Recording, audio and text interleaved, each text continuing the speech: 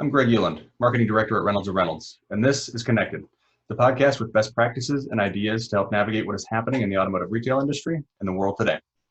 As the COVID-19 virus continues to change our world and how we live and work daily, this podcast discusses ways to continue operating in this unprecedented social environment.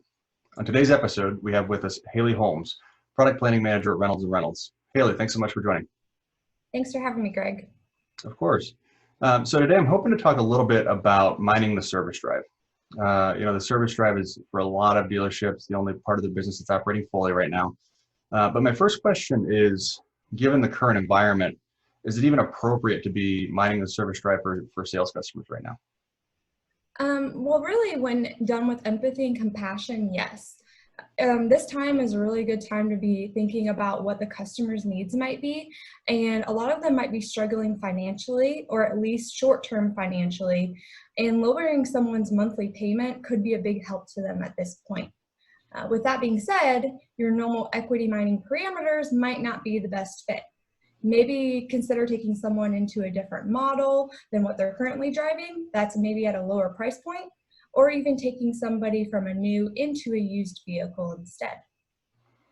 Good point. So with sort of that backdrop, what are some other parameters then to maybe look at or adjust if you are going to go that route and start to look for some sales customers in service? Well, like I said, looking at different models than what they're currently in right now and moving somebody from a new to a used would be a good point. But then the next step would be looking for somebody that has more than 12 months left on their current loan. If they have under that amount of time left, they're probably of the mindset, I'm just going to weather the storm and get through until I have no payments. The next thing I would look at are people that you can save more than $50 a month. The best fit for this type of customers would be people that are making about $400 monthly payment or less, because we want to try to save more than 10% of their current payment. Obviously, as the payment increases, the savings will need to as well. So save somebody $100 a month or more for somebody that's currently paying $700 or $800. Another thing to consider is looking at households with multiple vehicles and multiple payments. You want to try to save a household $200 a month, which would be a huge benefit and help to them at this time. And really, looking at that monthly budget from a household perspective is what a lot of people are going to be doing in this time, not just from an individual perspective.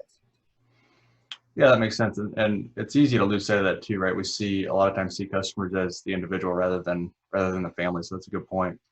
What else? What other things are there to maybe look for in the service drive that wouldn't necessarily be top of mind in sort of our normal environment? Another thing to look at are consumers who are leasing. You could look at people that are currently leasing their vehicle, maybe pull them ahead a little bit, but also moving people over to a lease to help them save some money. For those customers coming off a lease, which there are about 1.8 million due this spring, they really might not know what to do right now.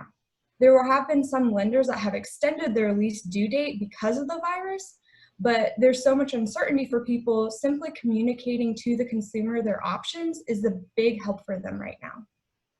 On the flip side, looking at your data mining software to look for opportunities to move people maybe from a finance customer over to a lease can help save them some money as well on their monthly budget.